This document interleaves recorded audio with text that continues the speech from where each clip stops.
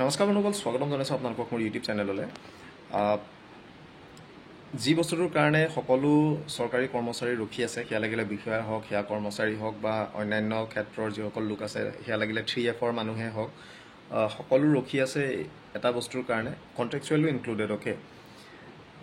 সেইটো হৈছে দৰমহাটো ৰিভিজন হোৱাৰ কাৰণে। চেলাৰী ৰিভাইজটো আপোনালোকৰ এটা নৰ্মেল প্ৰচিডিঅ'ৰ, আৰু যোৱাবাৰ ৰিভাইজ হৈছিলে 2016 চনত, আৰু 2026 চনৰ 1 জানুৱাৰীৰ পৰা হয়তো ইমপ্লিমেণ্টেশ্যন হ'ব লাগে। কিন্তু যোৱা পে' কমিশ্যনে ছাজেষ্ট কৰিছিলে যে পিৰিয়ডিকেলি ৰিভিউ কৰি পেলাই কৰিব পাৰে, কিন্তু তৎসত্ত্বেও এতিয়ালৈকেতো নহ'লে বাৰু, 2024 হ'ল আৰু এতিয়া পে' কমিশ্যনো এতিয়ালৈকে গঠন হোৱা নাই। তথাপিও ভেৰিয়াছ ফৰ্মছ অফ এছ'চিয়েশ্যনৰ ফালৰ পৰা গভৰ্ণমেণ্ট ফাইনেন্স মিনিষ্টাৰ সকলোলৈ লেটাৰ দিয়া হৈছে যাতে পে' কমিশ্যনখন ফৰ্ম কৰে, যাতে মানুহখিনিৰ আশাবিলাক তেওঁলোকে দূৰ কৰিব পাৰে। সেইটো কাৰণে সোনকালে গঠন কৰিবলৈ কোৱা হৈছে, কিন্তু এতিয়ালৈকে গভৰ্ণমেণ্টৰ ফালৰ পৰা কোনো ধৰণৰ সঁহাৰি অহা নাই। দুদিনমান আগতে 8 পে' কমিশ্যন লৈ পেলাই আৰু এটা ভিডিঅ' দিয়া হৈছিলে ডিটেইলকৈ। ইয়াৰ পূৰ্বতেও এটা ভিডিঅ' দিয়া হৈছে ফিটমেণ্ট ফেক্টৰ ৰিলেটেড। চ' এতিয়া কথা হৈছে যে বহুতেই এই বস্তু সুধি থাকে যে পে' কমিশ্যন আহিলে কিমান চেলাৰী বাঢ়িব, কিমান দৰমহা ইনক্ৰিজড হ'ব, সেয়া লাগিলে গ্ৰেড 4ৰ হওক, গ্ৰেড 3ৰ হওক,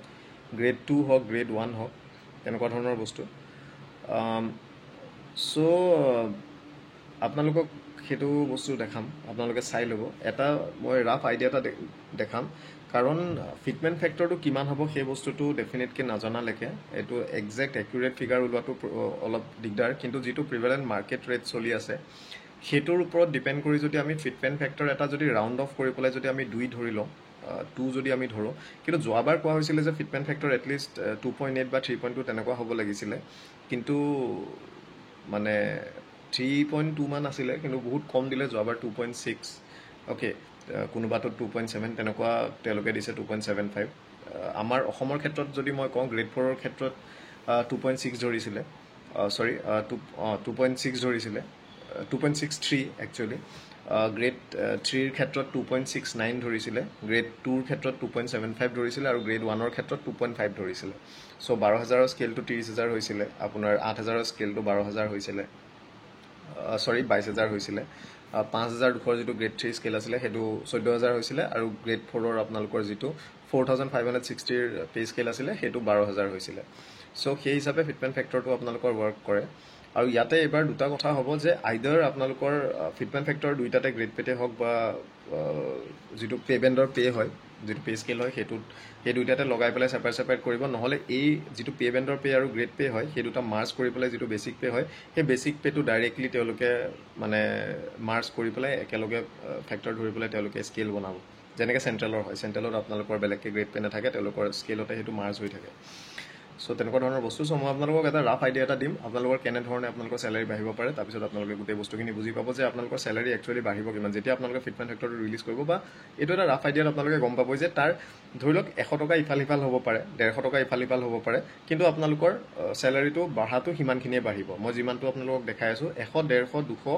মেক্স টু মেক্স 250 আপোনালোকৰ ইফাল সিফাল হ'ব পাৰে, নকমে, বাঢ়িবহে। অ'কে, মানে আপাৰ ছাইডতে থাকিব, কিন্তু মই অলপ কম ধৰি পেলাই আপোনালোকক মই জাষ্ট বনাই পেলাই দেখাইছোঁ। তেতিয়া আপোনালোকে নিজে আইডিয়া পাব যে কেনেধৰণে আপোনালোকৰ চেলাৰীটো বাঢ়িব পাৰে। চ' চাই লওঁ আহক, মই গ্ৰেড 4 আৰু গ্ৰেড 3 এই দুইটা দেখাই আছোঁ, বাকীকেইটাও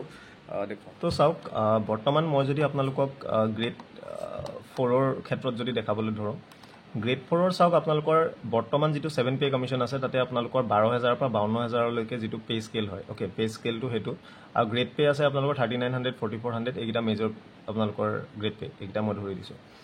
চ' এতিয়া কথা হ'ল, আমাৰ যিটো প্ৰথম বেচিক পে' হয় সেইটো হৈছে 15,900। চ' বেচিক পে'টো আপোনালোকৰ পে' স্কেলত আপোনালোকৰ যিটো পে' কমিশ্যন হয় তাত কেনেকৈ আহে। প্ৰথমটো হৈছে আপোনালোকৰ যিটো মানে ইনক্ৰিমেণ্ট ধৰি আহে। চ' আপোনালোকৰ যিখন আহি যায় প্ৰথম 15,900, তাৰপিছত আপোনালোকৰ ধৰি লওক 3% ইনক্ৰিমেণ্ট লাগে, 477 হ'ল। এইটো নেক্সট 10ৰ ফিগাৰলৈ ৰাউণ্ড আপ কৰে, সেইটো 480 হ'ল। চ' 480 প্লাছ কৰিলে যিটো নেক্সট যিটো পে' স্লেব হয় তাত আপোনালোকৰ নেক্সট বেচিক পে'টো হ'ব 16,380। ঠিক সেইদৰে আকৌ এইটোৰ ওপৰত 3% লাগিলে এইটো হ'ব, এইটোৰ পিছত এইটো হ'ব। চ' যেতিয়া পে' কমিশ্যন এটা ফৰ্ম হয়, পে' কমিশ্যনটো ফৰ্ম হ'লে যেতিয়া প্ৰথম স্কেলটো চাপ'জ আপোনালোকৰ, মই এটা এক্সাম্পল দিছোঁ, যেতিয়া আপোনালোকৰ ধৰি লওক ফিটমেণ্ট ফেক্টৰ আমাৰ ধৰি লওক 2 হ'ল, ছাপ'জ 8 পে' কমিশ্যনৰ ক্ষেত্ৰত আমাৰ ফিটমেণ্ট ফেক্টৰ 2 ধৰিলে। ইয়াৰ পূৰ্বতে কি আছিলে চাওক, মই আপোনালোকক সেইটোও দেখাই দিছোঁ। 12,000 যিটো স্কেল আছিলে, 12,000 স্কেলটো আপোনালোকৰ প্ৰথম আছিলে 4560, যিটো 6 পে' কমিশ্যনত আছিলে। এইটোৰ পৰা হ'লগৈ এইটো 7 পে কমিশ্যনত ফিটমেণ্ট ফেক্টৰ ধৰা হৈছিলে 2.63 এইটোৰ ক্ষেত্ৰত আৰু গ্ৰেড পেটো 1500 আছিলে মিনিমাম সেইটো 3900 হ'ল যিটো 2.6 হয় সো এই দুটা প্লাস কৰি আপোনালোকৰ যেটো হৈছিলে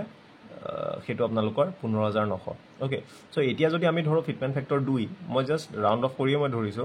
সো 12000 টো আপোনালোকৰ মিনিমাম 24000 আপোনালোকৰ পে স্কেল হ'বগে লাগে আৰু গ্ৰেড পেটো 7800 এটো মই মিনিমাম ধৰিছো ওকে সো ফেক্টৰ যদি বেলেগ হয় এইবিলাক আপোনালোকৰ অলপ ইফালে ভাল হ'ব সো এনেকুৱা যদি হয় তেতিয়া বেসিক পে হ'ব 31800 টকা আপোনালোকৰ সো বৰ্তমান বেসিক পে কিমান হয় 15900 আপোনালোকৰ ফিটমেণ্ট ফেক্টৰ হতে যদি 8 পে কমিশনৰ কাৰণে ধৰো কিমান হৈছে 31800 বুজি পাইছে কথাটো 31800 কিন্তু এটা বস্তু আপোনালোকে বুজিব লাগিব যেতিয়াই কোনোবা পে কমিশন আপোনালোকৰ গঠন কৰা হয় পে কমিশন গঠন কৰিলে আপোনালোকৰ ডিএ কিন্তু 0 হৈ যায় ডিএ 0 হৈ যাব যেতিয়া আপোনালোকৰ এই ফিটমেণ্ট ফেক্টৰ লাগিব আপোনালোকৰ স্কেল বাঢ়িব ডিএ ৰিসেট হয় ডিএ 0 হয় সো আপোনালোকে এই বস্তুটো দেখি ভাবিব যে আমাৰ এতিয়াটো বেসিক পে 15900 যিকোন নতুনকৈ সোমাইছে কথাটা কৈছো সো পে স্কেল যদি বাঢ়ে যদি 8 পে কমিশন লাগে তো ইমান হৈ গলে তো আমাৰ বহুত ডিফাৰেন্স আহি গৈছে বহুত পইচা বাঢ়িব কিন্তু তেনেকুৱা নহয় বৰ্তমান সময়ত আপোনালোকৰ যদি আপোনালোকৰ মই ধৰি ললো যে প্ৰথম হেইটোৱে ড্ৰ কৰি আছে 15900 আপোনালোকে ইনিশিয়াল পেটোৱে ড্ৰ কৰি আছে সো তাৰ লগত বৰ্তমান ডিএ কিমান হয় 7950 টকা যেটো 50% ডিএ হৈ আছে সো এই দুটা আপোনালোকৰ বেসিক পে আৰু ডিএ প্লাস কৰিলে কিমান হয় 23850 23850 টকা আপোনালোকৰ বৰ্তমান এটো আপোনালোকৰ হৈ আছে basic pay plus DA so কেনেবাকে যদি সাপোজ মই কৈছো যে কাইলে ধৰি লওক আপোনালোকৰ 8 পে কমিশন লাগু হৈ গল কেনেবাকে ধৰি লওক লাগু হৈ গল তেতিয়া আপোনালোকৰ কি হ'ব 8 পে কমিশন ধৰি লওক ফিটমেণ্ট ফেক্টৰ 2 ধৰিলে তেতিয়া আপোনালোকৰ স্কেল কিটা এইকিটা হল বেসিক আপোনালোকৰ প্ৰথম হৈছে 31800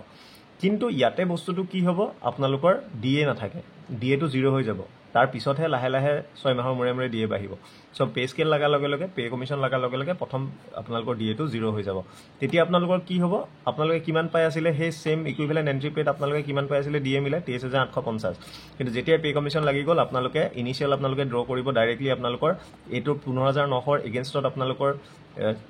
বেসিক পে কি হয় 31800 সো প্ৰথম আপোনালোকে ড্ৰ কৰিব 31800 সো ডিফাৰেন্স আপোনালোকৰ কিমান আহিলে প্ৰেজেন্টলি ড্ৰ কৰিছিল 23850 এতিয়া আপোনালোকে পাব 31800 ডিফাৰেন্স কিমান হল 7950 আপোনালোকৰ বাহিলে কিমান 7950 টকা বাহিলে কিন্তু ইয়াৰ লগত আৰু এটা বস্তু বাহিব হেতু হৈছে হাউস ৰেন্টটো আপোনালোকৰ ইনক্ৰিজ হয় সো যোৱাবাৰ যেটো হাউস ৰেন্টৰ ফিগাৰ আছিল হেতু 1.2% ইনক্ৰিজ হৈছিল এবাৰ ডেফিনেটলি অলপ বাঢ়িব মই তথাপি এনে যোৱাবাৰটোৱে মই ধৰি থৈছো 1.2 এটো ডেফিনেটলি এই ফিগাৰটো এবাৰ অলপ বাঢ়ি যাব এই ফিগাৰটো এবাৰো বাঢ়িব কিন্তু মই এটোৱে ধৰিছো যদি 1.2 যদি আকৌ বাঢ়ে তেতিয়া 10 যেটো হৈ আছে গুৱাহাটীৰ ক্ষেত্ৰত হেতু 12 হ'ব 8 টু 9.6 হ'ব 7 টু 8.4 হ'ব ৰুৰেল এৰিয়া ক্ষেত্ৰত মই যদি 12% ধৰো গুৱাহাটীৰ ক্ষেত্ৰত তেতিয়া আপোনালোকৰ বৰ্তমান 3816 আপোনালোকৰ হাউস ৰেন্ট হ'ব সৰি ইয়েস হাউস ৰেন্ট হ'ব কাৰণ ডিএ টো 0 হৈ থাকিলে মেডিকেল ধৰক 600 পাই আছে তেতিয়া আপোনালোকৰ ষ্টাৰ্টিং পে আপোনালোকৰ হ'ব 36216 টকা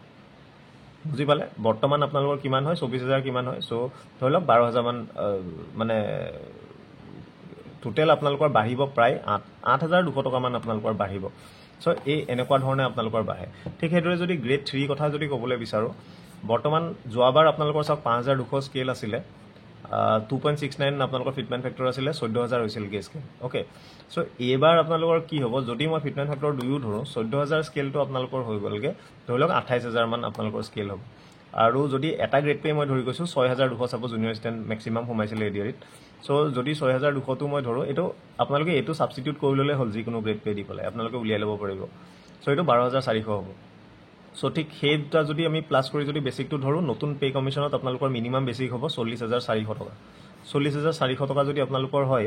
এতিয়া 7 পে কমিশনত মিনিমাম বেসিক পেটো কিমান হয় আপোনালোকে এডিআৰ যে সোমাইছিলে বা বেলেগ বেলেগত যে সোমাইছে আপোনালোকৰ ষ্টাৰ্টিং বেসিক পে কিমান হয় 20200 টকা হয় নাই 20200 আপোনালোকৰ ষ্টাৰ্টিং বেসিক পে হয় কিন্তু এতিয়া কি হৈছে ডিএ 50% হৈ আছে যাৰ কাৰণে আপোনালোকে 10100 টকা আপোনালোকে ডিএ পায় আৰু আপোনালোকৰ বেসিক প্লাস ডিএ বৰ্তমান 30300 হয় কিন্তু যেতিয়া ডাইৰেক্টলি আপোনালোকৰ 8 পে কমিশন লাগি যাব সাপোজ কালি পৰহি লাগি গল 8 পে কমিশন লাগি গলে আপোনালোকৰ ইনিশিয়াল যেহেতু আপোনালোকে ড্ৰ কৰি আছে 20200 ঠাইত আপোনালোকে পাব 40400 কিন্তু এই 40400 লগত ডিএ নাপায় কিয় কাৰণ ডিএ টো ৰিসেট হৈ যাব যেহেতু পে কমিশন লাগিছে সো আপোনালোকৰ ডিফাৰেন্স কিমান হল বৰ্তমান আপোনালোকে ইনিশিয়াল পেড কিমান ড্ৰ কৰি আছিল 30300 উইথ ডিএ কিন্তু আপোনালোকে পে কমিশন লাগাৰ লগে লগে আপোনালোকৰ 40400 আপোনালোকৰ বেসিক হৈ যাব প্ৰথমটো আৰু ডিএ 0 থাকিব যেহেতু ৰিসেট হ'ব সো আপোনালোকৰ ডাইৰেক্ট ইনক্ৰিজ কিমান হল 10100 টকা আপোনালোকৰ ইনক্ৰিজ হল বুজি পালে ন কথাটো সো হাউস ৰেন্টটো ঠিক হেদৰে মই 12% ধৰিছো গুৱাহাটীৰ ক্ষেত্ৰত ওকে সো তেনেকুৱা সো ইনিশিয়েল আপোনালোকৰ বেছিক মানে ইনিশিয়েল আপোনালোকৰ পে হ'বগৈ 45,848 যদি আমি এইকেইটা ফিটমেণ্ট ফেক্টৰ হিচাপে ধৰোঁ সো ফিটমেণ্ট ফেক্টৰকেইটা অলপ ডেফিনেটলি অকণমান বাঢ়িবই চাগে হাউচ ৰেণ্টটোতো ডেফিনেটলি বাঢ়িব আৰু এইটো আপোনালোকৰ 2ৰ পৰা অলপমান বাঢ়িব লাগে কিন্তু 1.98 বা 2.2 তেনেকুৱা প্ৰবেবল দি আছে সো মই এনেই ৰাউণ্ড অফ কৰি পেলাই 2 ধৰিছোঁ সো গ্ৰেড 3ৰ ক্ষেত্ৰতো আপোনালোকৰ তেনেকুৱা বাঢ়িব এতিয়া ছাপ'জ যদি মই কওঁ যে কোনোবাই ধৰি লওক যোৱা বছৰ চাকৰিত সোমাইছিলে তেওঁলোকে এটা ইনক্ৰিমেণ্ট পালে ধৰি লওক এটা ইনক্ৰিমেণ্ট তেওঁলোকে পালে ধৰি লওক এই জুলাইত তেওঁলোকে এটা ইনক্ৰিমেণ্ট পাই গ'ল অ'কে যোৱা জুলাইত তেওঁলোকে এটা ইনক্ৰিমেণ্ট পালে সো এটা ইনক্ৰিমেণ্ট যদি তেওঁ পাইছে তেওঁৰ নেক্সট বেছিক পে'টো কি হ'ব সো এই 20,200টো তেওঁৰ নহয় তেওঁৰ নেক্সট যিহেতু এটা ইনক্ৰিমেণ্ট পালে তেওঁ পুৰণা 7 পে' কমিশ্যনৰ পে' স্কেল তেওঁৰ কিমান 20,810 এটা ইনক্ৰিমেণ্ট যিহেতু পাইছিলে তেওঁৰ এই বেছিকটো তেওঁলোকৰ বাঢ়ি যাব আৰু তাৰ লগতে ডিএটো বাঢ়িলে আৰু চ' তেওঁ ড্ৰ কৰি আছিলে কিমান 31,215 আৰু যিটো নতুন তেওঁৰ 8 পে' কমিশ্যনত তেওঁৰ ফিক্সেশ্যন হ'ব তেওঁৰ এই বেছিক পে'টোৰ এগেইনষ্টত যিটো ফিক্সেশ্যন হ'ব সেইটো হ'ব 41,620 এইটোৰ লগত 3% লাগি পেলাই 41,620 চ' ইনিচিয়েলি তেওঁ ড্ৰ কৰিব তেওঁৰ 8 পে' কমিশ্যনত 7 পে' কমিশ্যনৰ পৰা যেতিয়া জাম্প কৰিব তেতিয়া তেওঁৰ 8 পে' কমিশ্যনত ফিক্সেশ্যন হ'ব এই পে'টো 41,620 বুজি পালে কথাটো কাৰণ ডিএ তেওঁৰ 0 হ'ব এইটো তেওঁৰ ইনিচিয়েল তেওঁৰ ফিক্স হ'ব চ' এনেকুৱা ধৰণৰ বস্তু চ' বাকী পে' স্কেলকেইটাতো তেনেকুৱাই হয় চ' বস্তুবিলাক চাওক এতিয়া যোৱাবাৰ আপোনালোকৰ যিখিনি গ্ৰেড 4ৰ আছিলে গ্ৰেড 4 থাকোঁতে আপোনালোকৰ 12,000 যিটো আছিলে আপোনাৰ নতুন হৈছিলে সেইটো 15,900 গ্ৰেড পে' হৈ গৈছে যিহেতু 3,900 আছিলে কিন্তু ইয়াৰ পূৰ্বত আপোনালোকৰ 4,560 লগতে 1,500 6,060 আছিলে হয় নাই চ' এইটো যোনে ড্ৰ কৰি আছিলে তেওঁলোকে ডাইৰেক্টলি এইটো ড্ৰ কৰিবলৈ ল'লে মানে এইটোৰ লগত তেওঁলোকে ডিএ বহুত ড্ৰ কৰি আছিলে যোৱাবাৰ 130% তেনেকুৱা ওচৰা ওচৰি পাই গৈছিলে চ' বহুতখিনি আছিলে বৰ বেছি বাঢ়া নাছিলে 3,000 4,000 টকা এটা বাঢ়িছিলে চ' এইটো ড্ৰ কৰিছিলে চ' নেক্সট যিটো পে' তেওঁলোকৰ হয় এটা ধৰি লওক তেওঁলোকে ধৰি লওক 4টামান ইনক্ৰিমেণ্ট পালে ছাপ'জ 5 নম্বৰ ইনক্ৰিমেণ্টত তেওঁ চলি আছিলে 6 পে' কমিশ্যনত চ' সেইটোৰ এগেইনষ্টত যেতিয়া 7 পে' কমিশ্যন লাগিছিলে তেতিয়া তেওঁ এইটোৰ কৰেছপণ্ডিং তেওঁ যিটো পে' হয় সেইটো তেওঁৰ প্ৰথম ফিক্স তেওঁৰ এইটো কৰি পেলাই এইটোৰ পৰা তেওঁৰ চেলাৰী আৰম্ভ হৈছিলে বুজি পালেতো কথাটো চ' এইটোৱে আই গেছ আপোনালোকে এই বস্তুবিলাক বুজি পাইছে চ' এইখিনিয়ে বস্তু আৰু এই ফেক্টৰকেইটা অলপ ইফাল সিফাল হ'ব তাৰ বাদে বাকীখিনি ধৰি লওক একেই থাকিব চ' ৰাফ আইডিয়া এটা আপোনালোকে পাইছে যে এনেকুৱা ধৰণৰ আপোনালোকৰ এমাউণ্ট বাঢ়িব আপোনালোকে দেখিলে এই ধৰণে আপোনালোকৰ ফিক্সেশ্যনটো এনেকৈ হয় যে কোনোবাই ভাবি আছে যে বহুত বাঢ়িব ইমানখিনি প্লাছ হৈ যাব কিমান হ'ব তেনেকুৱা ধৰণে নহয় আপোনালোকে কেইটা ইনক্ৰিমেণ্ট পালে সেই ইনক্ৰিমেণ্টৰ এগেইনষ্টত আপোনালোকৰ ফিক্সেশ্যন আপোনালোকৰ টেবুল থাকিব সেই টেবুলৰ এগেইনষ্টত আপোনালোকৰ যিমানটা আপোনালোকৰ ছাপ'জ আপুনি 5টা ইনক্ৰিমেণ্ট পাইছে সেই 5টা ইনক্ৰিমেণ্টৰ কৰেছপণ্ডিং আপোনালোকৰ নতুন ফিক্সেশ্যনত যোনখন টেবুলত যিটো ফিগাৰ থাকিব সেইটো আপোনালোকৰ ফিক্স হ'ব অ'কে চ' তেনেকৈ ফিক্সেশ্যন কৰে আৰু ডিএটো আপোনালোকৰ যিহেতু পে' কমিশ্যন লাগি গ'লে সেইটো নীল হৈ যায় 0 হৈ যায় আকৌ নতুনৰ পৰা আৰম্ভ হয় চ' বাঢ়াৰ ক্ষেত্ৰত যদি ক'বলৈ যাওঁ যে আপোনালোকৰ একদম লোৱেষ্ট মানে এণ্ট্ৰি পে'ত আপোনালোকৰ 10,000 মানে 12,000 টকা আপোনালোকৰ বাঢ়িব গ্ৰেড 4ৰ ক্ষেত্ৰত 8,000 8,500 তেনেকুৱা এটা পে' আপোনালোকৰ বাঢ়িব মোৰ হিচাপত আৰু সেইটো অলপমান বাঢ়িব অলপমান বেছি হ'ব কাৰণ হাউচ ৰেণ্টৰ ফিগাৰটো এইবাৰ মষ্ট প্ৰবেবলি মানে ধৰি লওক 1.6 1.7% মান হাউচ ৰেণ্ট বাঢ়িব লাগে তেনেকুৱা হ'বগৈ মানে আৰু লগতে ফিটমেণ্ট ফেক্টৰ যদি অকণমান ইফাল সিফাল হয় দেন ডেফিনেটলি আৰু অকণমান পইচা বঢ়াৰ চান্স আছে চ' অভাৰঅল আপোনাৰ ইমানখিনিয়েই আপোনালোকৰ বাঢ়িব মই যিমানখিনি দেখালোঁ তাতকৈ ধৰি লওক আপোনালোকৰ নকমে তাতকৈ অকণমান পইচা আপোনালোকৰ বাঢ়িবহে অলপমান বেছিহে পাব অ'কে চ' মই লোৱেষ্টটোৱে ধৰিছোঁ তাতকৈ অকণমান বেছিয়ে আপোনালোকে পাব বাৰু চ' ইমানেই আছিলে আই গেছ আপোনালোকে 8 পে' কমিশ্যনৰ বিষয়ে অকণমান আপোনালোকৰ ক্লিয়াৰ হৈছে বা অলপমান ভালদৰে বুজি পাইছে চ' কিবা থাকিলে কিবা অসুবিধা থাকিলে আপোনালোকে সুধিব বা জনাব কিবা যদি বিশেষ থাকে আৰু কিবা যদি ইয়াতে মাজত যদি অকণমান আপোনালোকে খেলি মেলি পায় বা ভুল যদি আপোনালোকে ধৰিব পাৰে সেইটোও জনাব থেংক ইউ ভিডিঅ'টো চোৱাৰ কাৰণে নতুন ভিডিঅ' এটা আকৌ লগ পাম আজিলৈ ইমানেই ধন্যবাদ